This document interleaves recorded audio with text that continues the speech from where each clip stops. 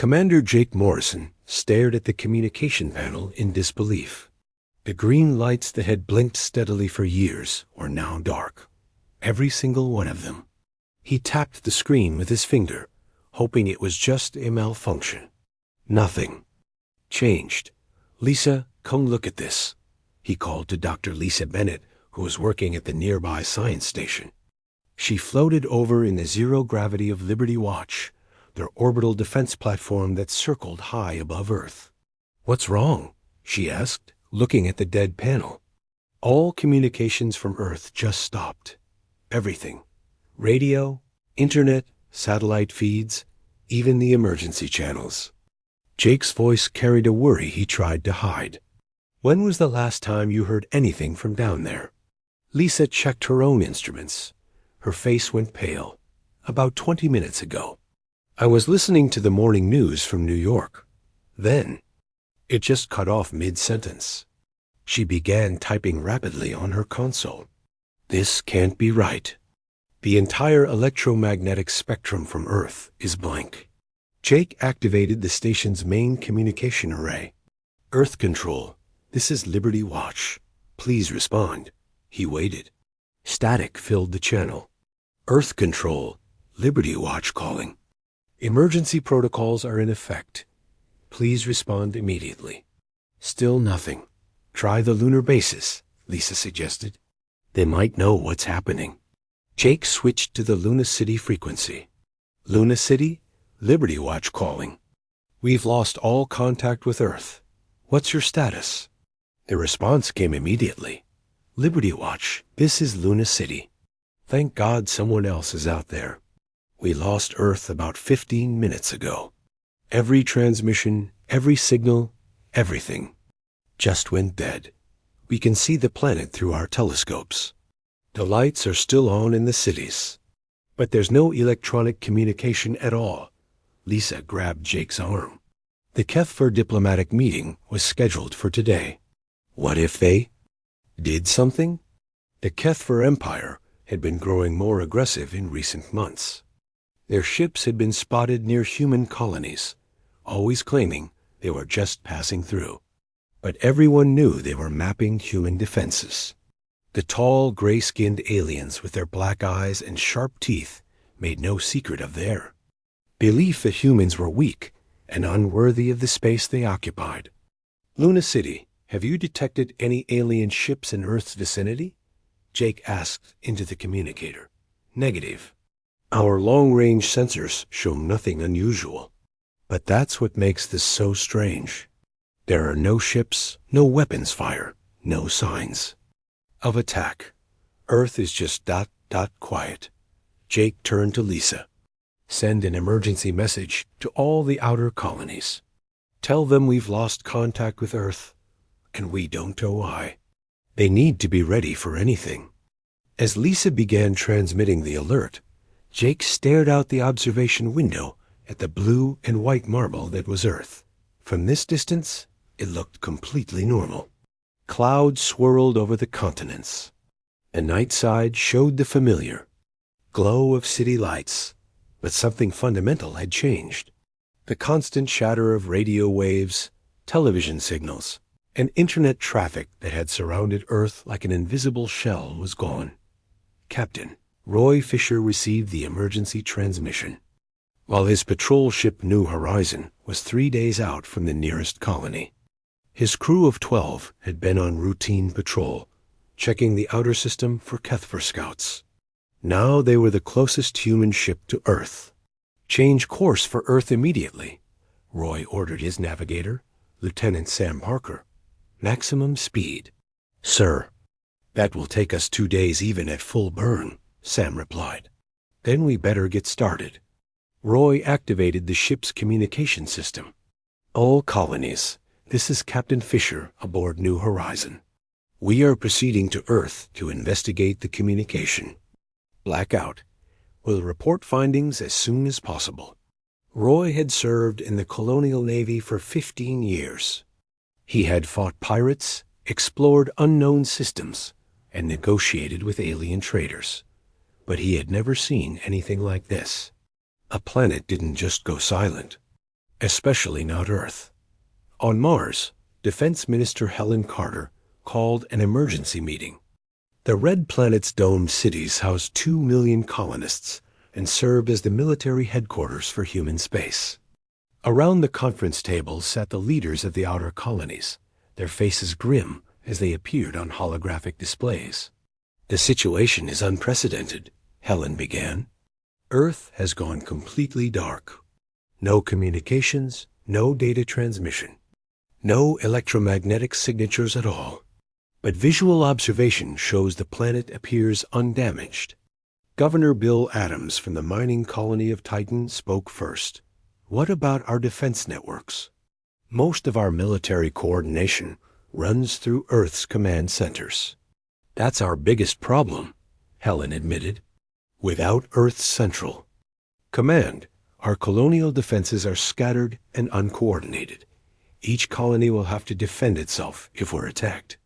Dr. Alex Turner from the research station Endeavour raised his hand. "I've been analyzing the data from our deep space sensors. Whatever happened to Earth, it's not natural.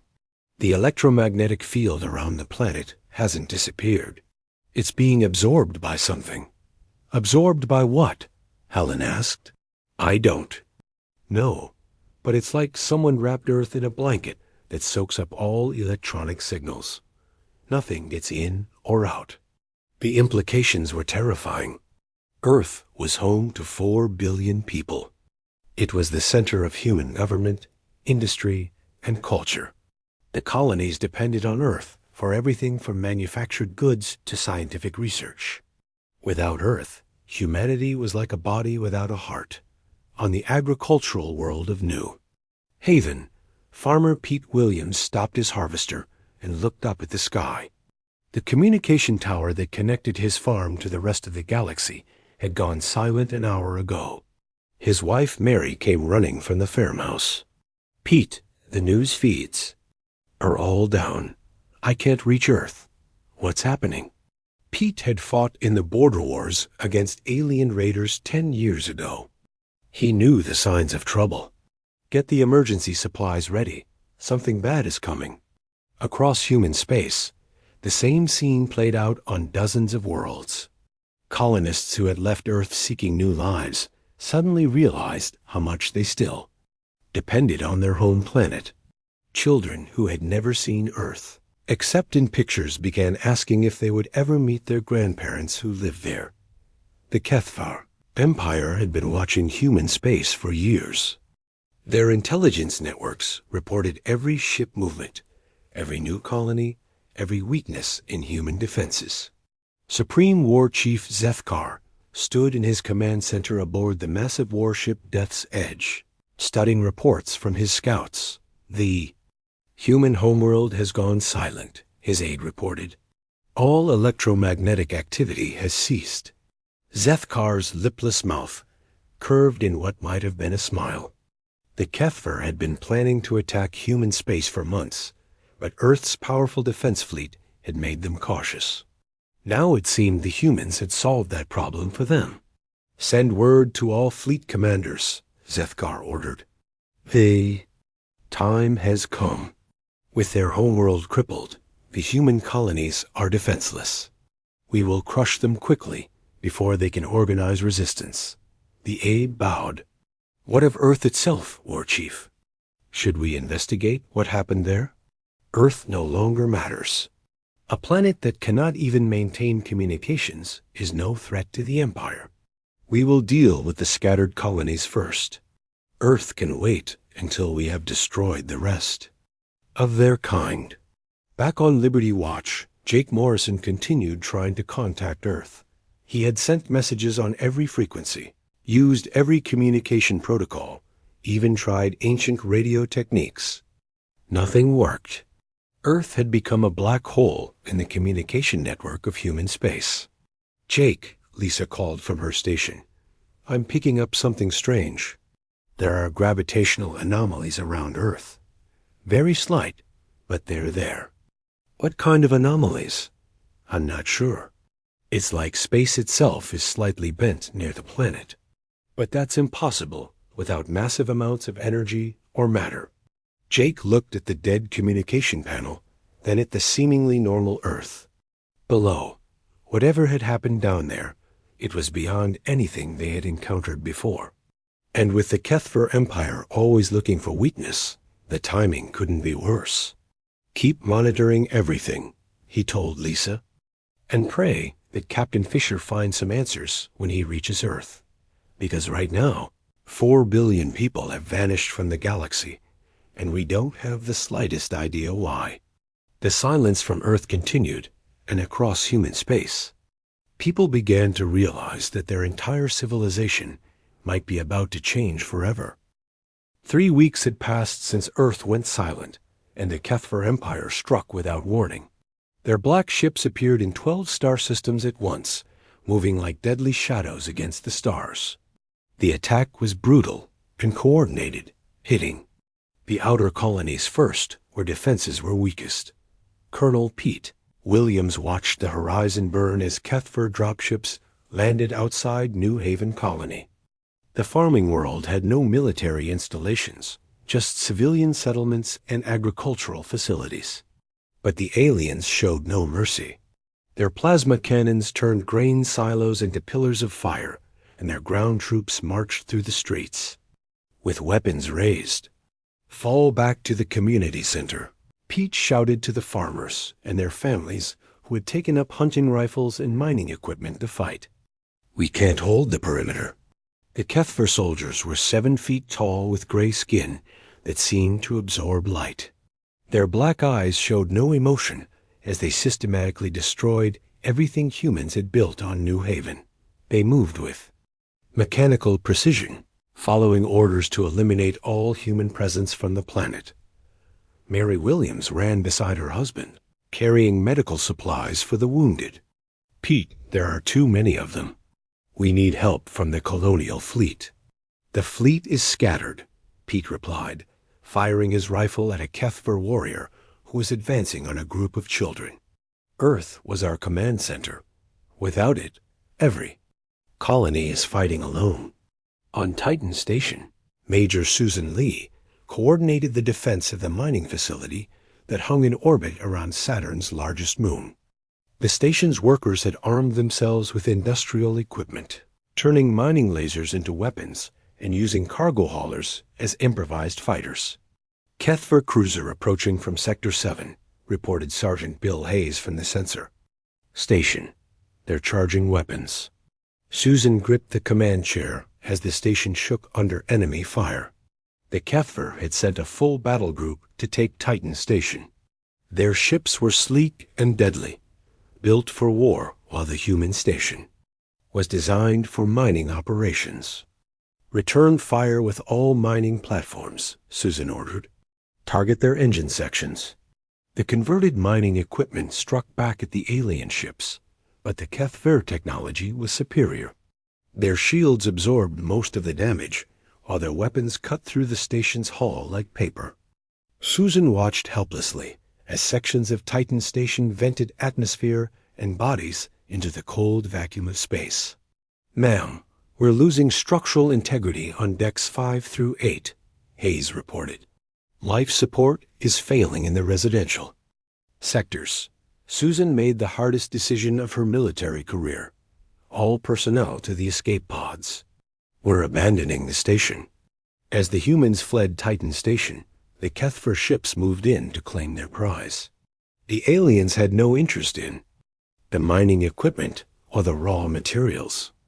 They simply wanted to destroy everything humans had built, to erase their presence from the galaxy. Dr. Alex Turner worked frantically in his laboratory aboard the research vessel Endeavour, trying to understand what had happened to Earth. His team had been studying the electromagnetic dead zone around the planet for weeks, but the phenomenon defied all known science. "The field is definitely artificial," he told his assistant, Dr. Carol White. "It's not blocking electromagnetic radiation. It's absorbing it completely. But where is all that energy going?" Carol studied the readings on her screen. The gravitational measurements show something impossible. It's like the mass of Earth is fluctuating, but the planet looks completely normal from visual observation. What if something is happening to time itself around Earth? Alex suggested. Einstein showed that gravity affects time. If someone found a way to manipulate temporal fields, that's beyond our technology, Carol interrupted. Even the HFY don't have anything like that. Alex stared at the data that made no sense. Maybe Earth developed something new. Maybe they were working on some kind of defense system, and it activated when the crisis began. Meanwhile, the HFY advance continued across human space. General Frank Stone commanded the Colonial Defense Forces from Mars Central, but his forces were outnumbered and outgunned. The Red Planet's defense grid had been designed to work with Earth's fleet coordination. Without it, the Martian defenses were fragmented and weak. "Sir, we've lost contact with the Outer Rim colonies," reported his aide, Lieutenant Danny Rodriguez. "The HFY have taken 7 systems in the past 2 weeks." Frank studied the tactical display. It showed red markers spreading across human territory like a disease. Each marker represented thousands of dead colonists and another world lost to the aliens. "What's the status of our evacuation ships?" Frank asked. "They're overloaded and heading for the inner systems, but we don't have enough ships to evacuate everyone. Most of the transport fleet was based on Earth." Frank clenched his fists. Millions of humans were trapped on worlds under attack, and there was nothing he could do to save them. The colonial fleet was fighting desperately, but they were losing battle after battle. Captain Roy Fisher brought the New Horizon closer to Earth's mysterious barrier. His ship was the only human vessel that had attempted to reach the planet since. The silence began. The rest of the fleet was too busy fighting the HFY to spare ships for investigation. "Sir, we're approaching the electromagnetic dead zone," reported his navigator, Lieutenant Sam Parker. "All our instruments are starting to show interference." Roy watched his control panels flicker as they entered the field around Earth. "Keep US on course. We need to reach the surface and find out what happened down there." The New Horizon pushed deeper into the barrier. One by one, their systems began failing. First, the long-range communications went dark, then the navigation computers shut down. The ship was flying blind, guided only by visual reference to the planet below. "Captain, we're losing life support controls," called Engineer Nancy Price from the back of the bridge. "The field is affecting our electronics." "How much time do we have?" Roy asked. "Maybe 30 minutes before critical systems fail completely." Roy made his decision. "Take us down to the surface." Emergency landing procedures. As the New Horizon descended through Earth's atmosphere, Roy saw something that made his blood run cold. The cities below were dark, but not destroyed. Streets that should have been filled with traffic were empty. Buildings stood intact but lifeless. It was as if the entire planet had simply stopped. "Sir, I'm picking up life signs," Sam reported. "Millions of them. The people are still down there." "Then why aren't they responding to our communications?" "I don't know, sir. It's like they can't hear us." The ship touched down in what used to be Central Park in New York City. Roy and his crew put on environmental suits and stepped outside. The city around them was intact, but eerily quiet. Cars sat abandoned in the streets. Windows in the skyscrapers were dark. Roy activated his suit radio to contact his ship, but got only static. The electromagnetic field that surrounded Earth was stronger at the surface, blocking all electronic communication. They were trapped on a planet of 4 billion people who seemed to have vanished from the universe. As they walked through the empty streets, Roy noticed something strange. The people weren't gone. He could see them inside buildings, moving around normally. But when he tried to get their attention, they didn't respond. It was as if he and his crew didn't exist. "Captain," called Lieutenant Sam from across the street, "you need to see this." Roy joined his navigator, who was standing in front of an electronics store. Inside, the television screens were all active, showing normal programming. People sat in chairs watching the shows, but the screens displayed no image that Roy could see from outside. "They're living in some kind of bubble," Sam whispered. "They can see and hear things we can't." Roy tried to enter the store, but the door wouldn't open for him. His hands passed through the handle as if it weren't there. The people inside continued watching their invisible television programs, unaware that visitors from space stood just outside their window. Captain Fisher. To New Horizon, Roy spoke into his radio, hoping his ship could somehow hear him. "We've found the people of Earth. They're alive but existing in some kind of altered state. We can see them, but we can't interact with them. It's like they're living in a different reality." The radio crackled with static, but no response came. Roy and his crew were alone on a planet that existed in two realities at once.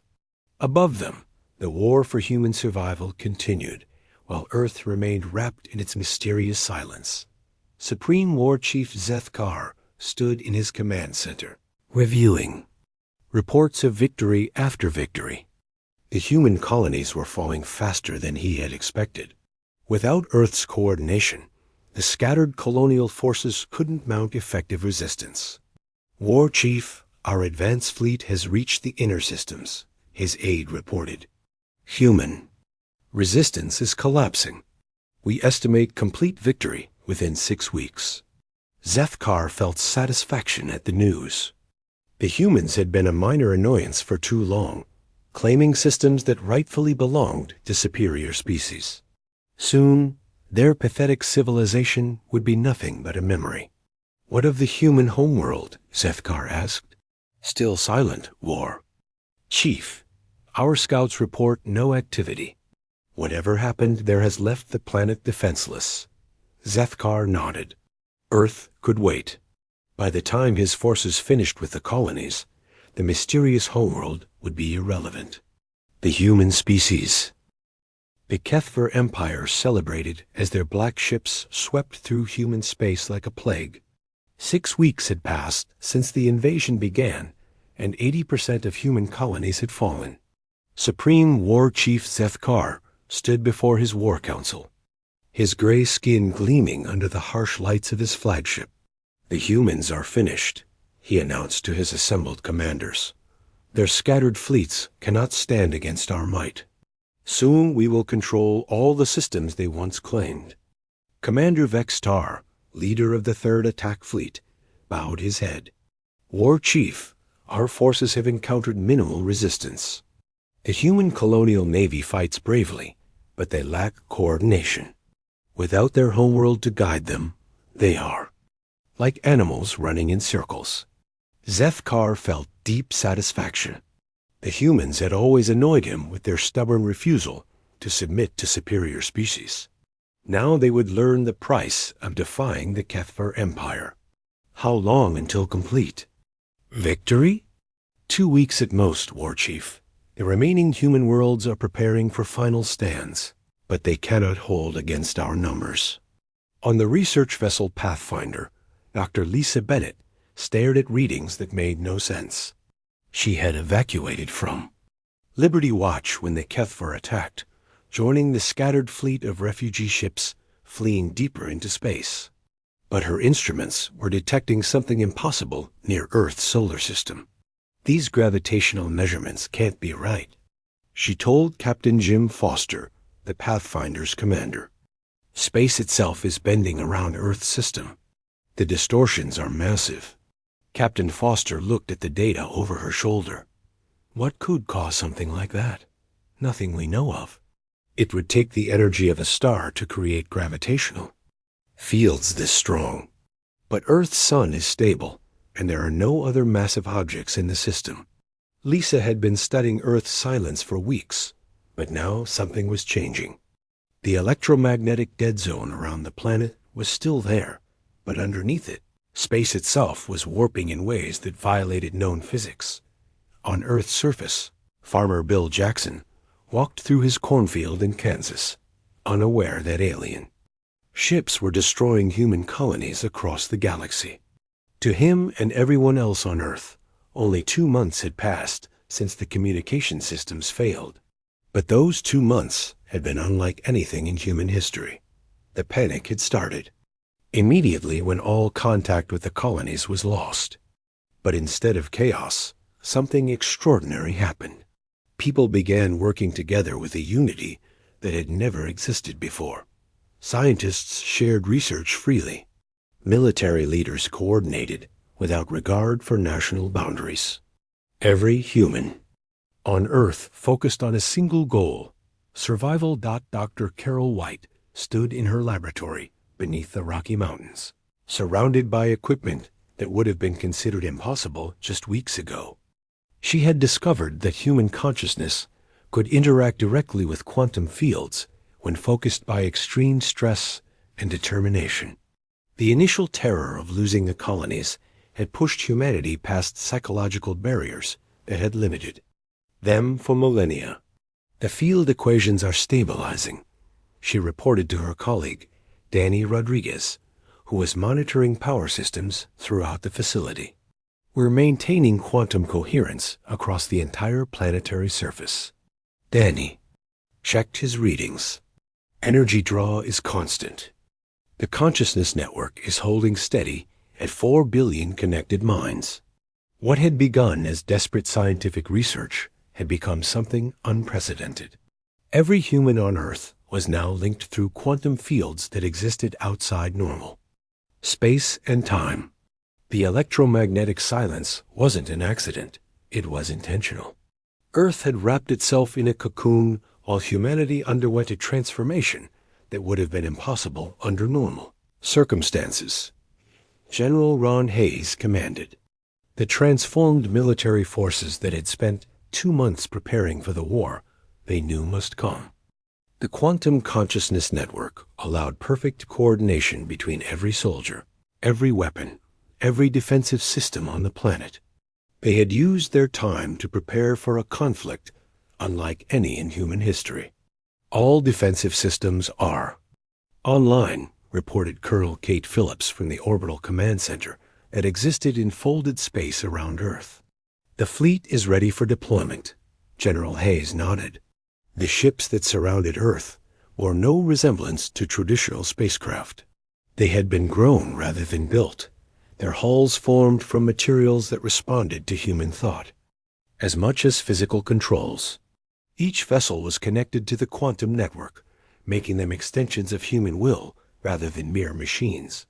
How long until the barrier drops? Hayes asked. Dr. White estimates 6 hours, Phillips replied. The Kethver invasion force should be approaching the outer colonies by then. They'll be expecting easy victory. Hayes smiled grimly. The aliens had no idea what they had awakened.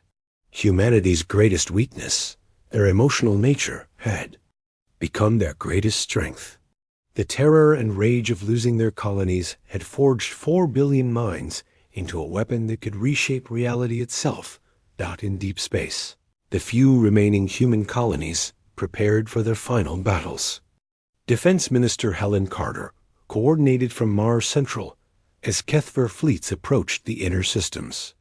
The colonial forces had fought bravely, but they were outnumbered and outgunned. All ships to defensive positions, she ordered over the communication network. This is humanity's last stand. Make every shot count. The colonists knew they were going to die, but they would not surrender. Farmers turned soldiers, miners turned warriors, scientists turned strategists. Every human in space prepared to fight to the end. On New Haven, Colonel Pete Williams led the surviving defenders in a desperate battle against overwhelming odds.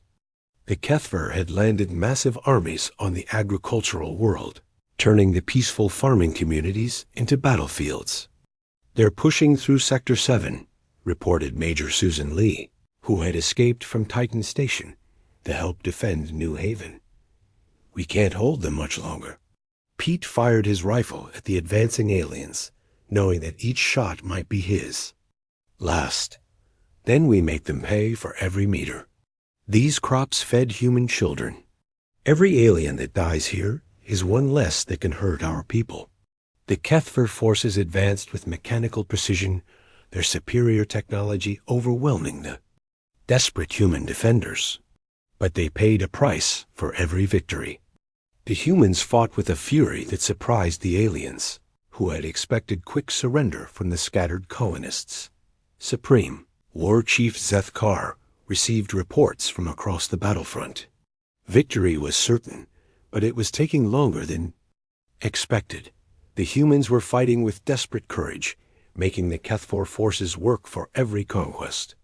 War Chief, our casualties are higher than projected, reported his aide. The humans refuse to surrender, even when defeat is certain. It matters little, Zethkar replied. Dead heroes are still dead. Continue the advance. But as the HFY fleets moved toward their final victories, something began to change in the space around Earth's solar system. The gravitational distortions that Dr. Lisa Bennett had detected were growing stronger.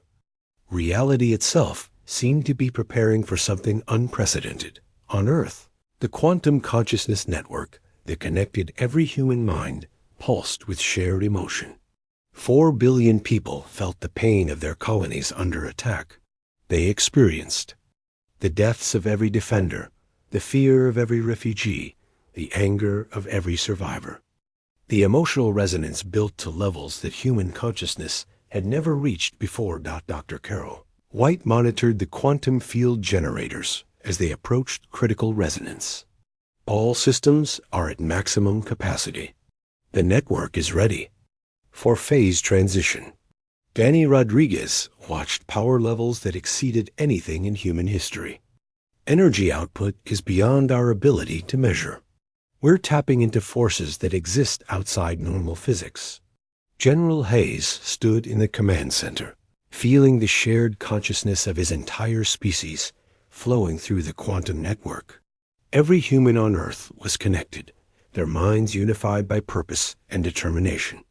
They had become something new, something that transcended individual existence. Open the barriers, he ordered. It's time to show the galaxy what humanity has become.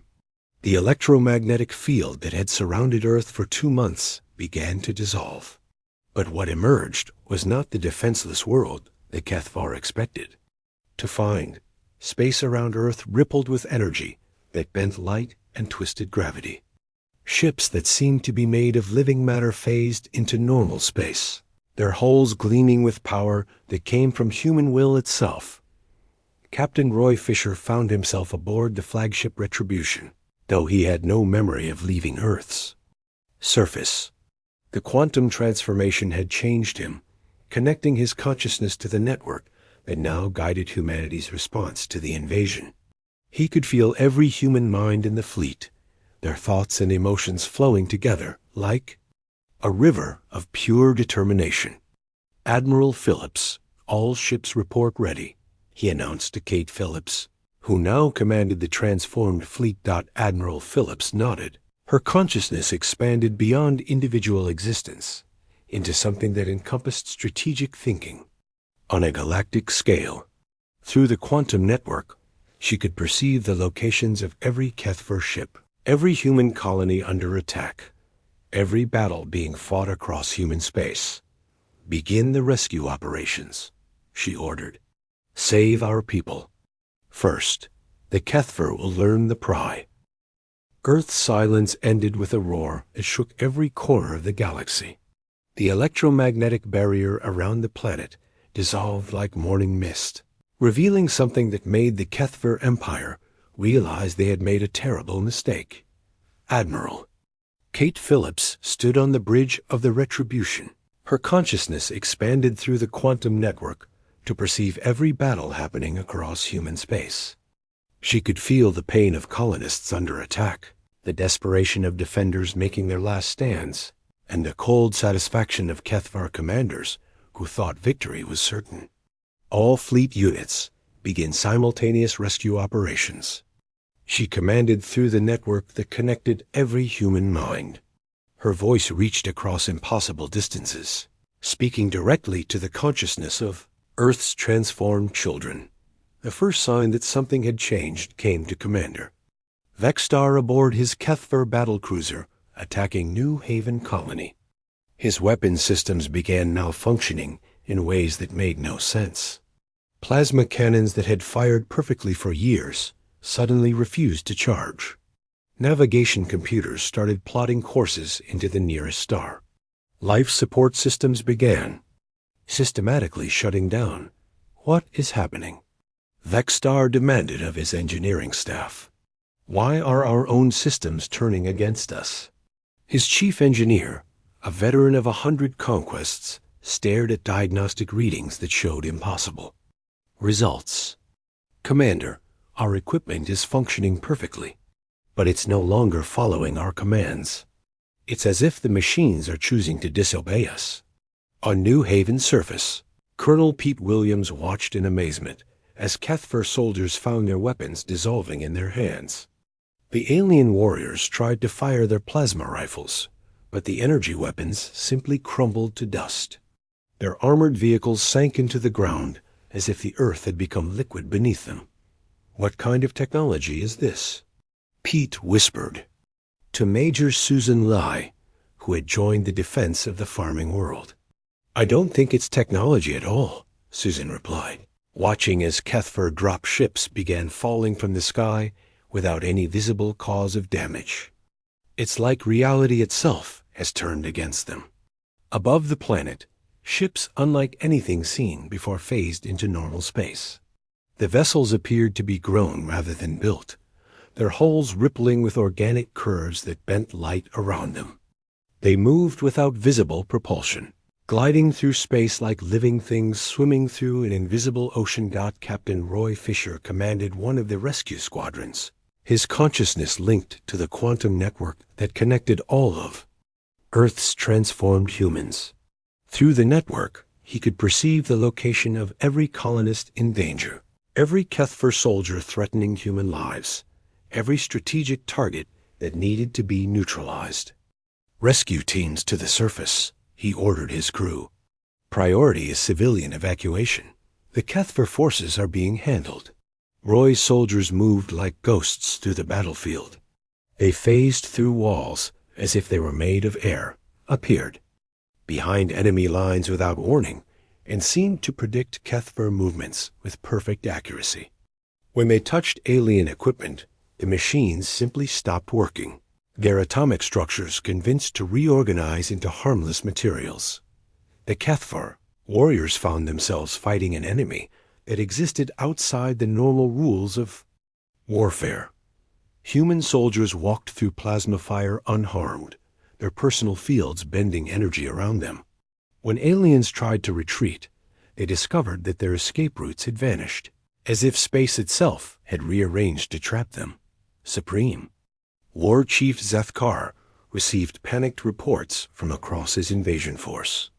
Every front was collapsing simultaneously, but not through conventional military defeat. His ships were turning against their own crews, his soldiers were finding their weapons useless, and his carefully planned strategy was crumbling into chaos. War. Chief, we're receiving emergency transmissions from all fleet commanders. His aide reported, fear creeping into his voice. They're requesting immediate evacuation. Their ships are no longer responding to control. Zethkar studied the tactical display that showed red warning signals across his entire invasion force. How is this possible?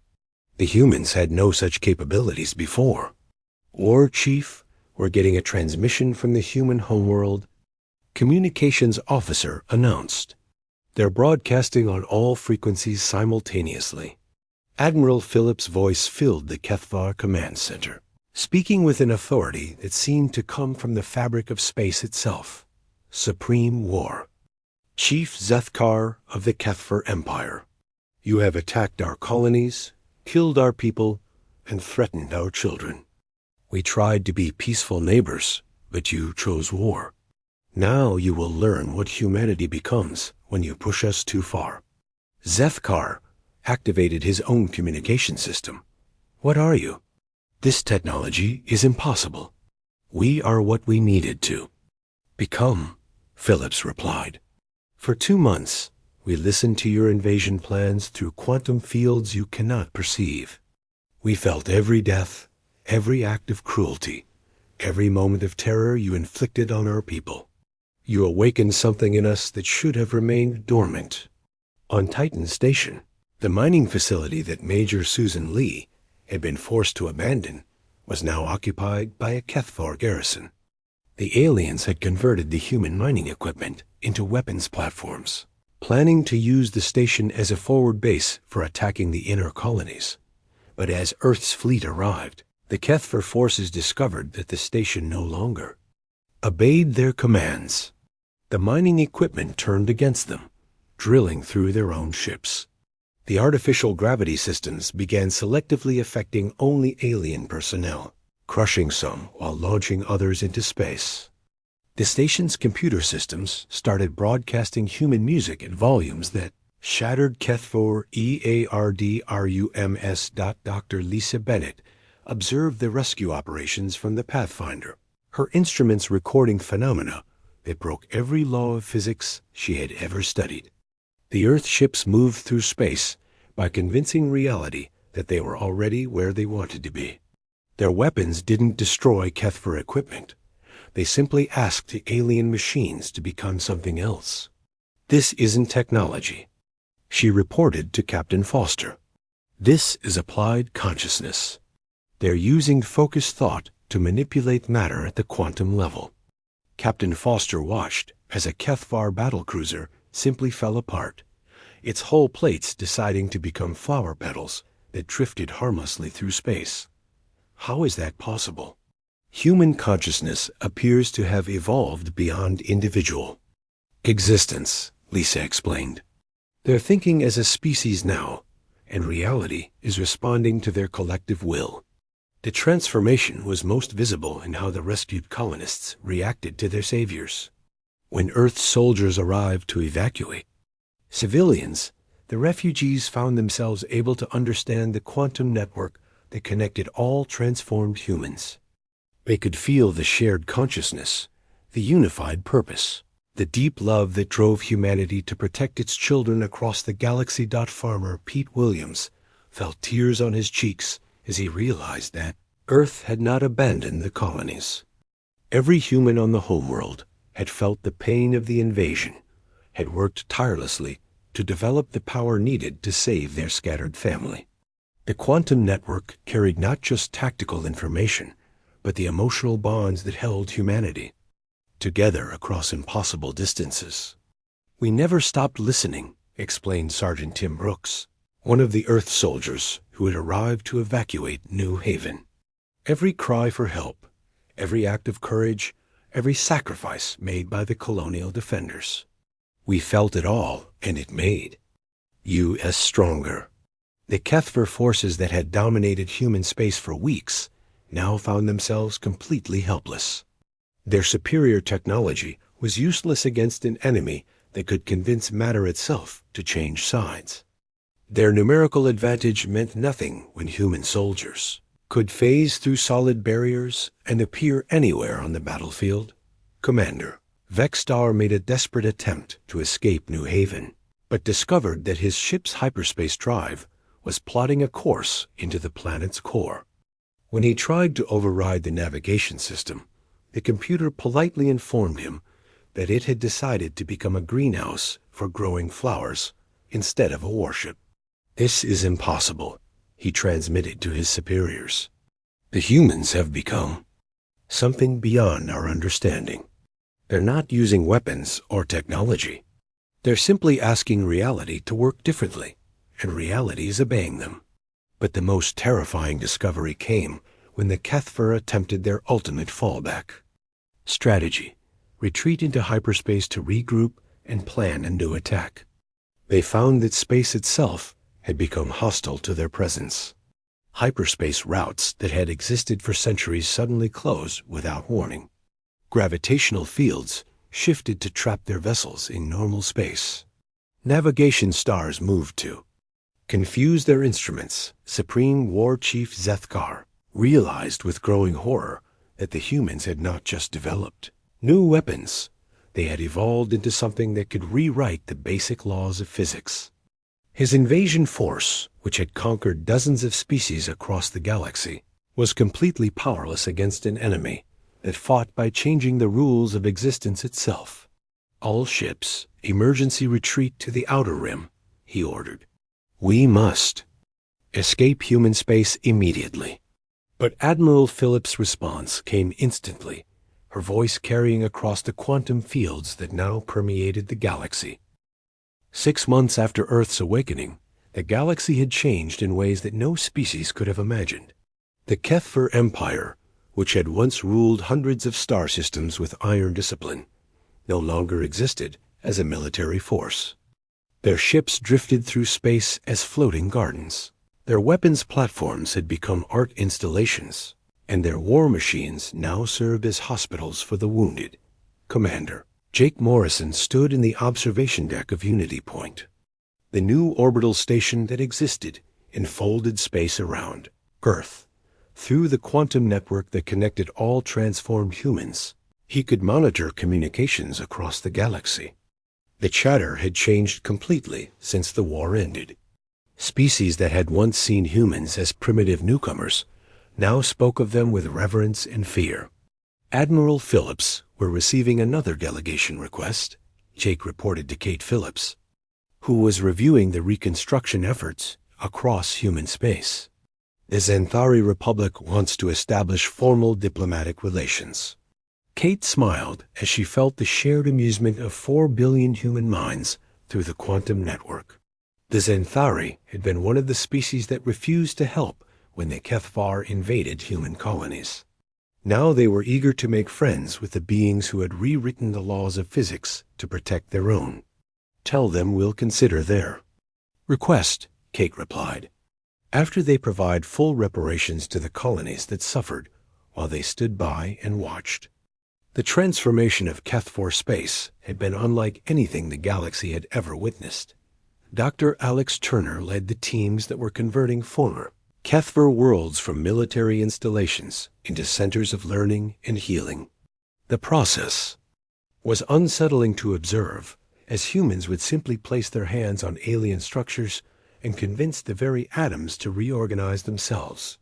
On the former Kethva military world of Vector Prime, Dr. Carol White worked with a team of transformed humans to convert weapons factories into research facilities. The alien manufacturing equipment didn't fight the changes. It seemed eager to create tools of peace instead of instruments of war. "The molecular restructuring is complete on Factory Complex 7, she reported to Danny Rodriguez, who was coordinating the transformation efforts across the planet. "The plasma cannon assembly lines are now producing medical scanners." Danny checked his readings through the quantum network that allowed him to perceive the atomic structure of matter itself. Energy efficiency is up 300%. The equipment works better as medical devices than it ever did as weapons. The most profound change was in the Kethvar themselves. Supreme War Chief Zeth Carr, now calling himself simply Carr, worked alongside human diplomat Rachel Clark to establish the new Galactic Cooperation Council. The tall gray alien struggled to understand his place in a universe where his former enemies showed him more kindness than his own empire ever had. "I do not understand your species," Carr admitted to Rachel as they reviewed cooperation agreements between former enemies. "We tried to destroy you, yet you offer us partnership." Rachel smiled, her consciousness connected to the quantum network that carried the thoughts and emotions of all transformed humanity. "We learned something important during our evolution. Hatred and revenge only create more suffering. We're stronger when we work together." Carr studied the documents that outlined plans for joint research projects, cultural exchanges, and mutual defense agreements. The Kethver had spent centuries believing that power came from domination and fear. Now they were learning that true strength came from cooperation and trust. The human colonies were being rebuilt with technology that seemed like magic to outside observers. Colonial Administrator Nancy Price oversaw the reconstruction of New Haven, where buildings grew from the ground like living trees and farming equipment, responded to human thought as much as physical commands. The new growing systems are producing twice the food output of the old methods, she reported to Pete Williams, who had returned to farming after the war. And the crops are more nutritious than anything we could grow before. Pete walked through fields where corn stalks swayed in patterns that spelled out welcome messages for visiting alien diplomats. His connection to the quantum network allowed him to communicate directly with the plants, encouraging them to grow in ways that created both food and art.